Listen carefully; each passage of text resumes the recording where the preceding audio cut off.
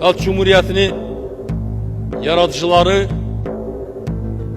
Mehmet Emin Resulzade, Fətəli Xan Xoyski, Əlimerdan Bay Tapçıbaşev, Nəsib Bəy Yusufbəyev,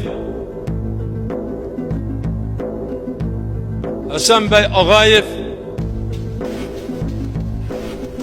Xalq Cumhuriyetinin ilk Milli Şurasının bütün üzvləri, Xalq Cumhuriyetinin hükümetinin üzvləri Azərbaycan xalqı karşısında büyük hizmetler göstermişler. Halkımız bunların hizmetlerini minnettarlık hissiyle bugün yad edir. Bunların gördüğü işler ve aziz xatirələri Azərbaycan xalqının qəlbində əbədi yaşayacaqdır.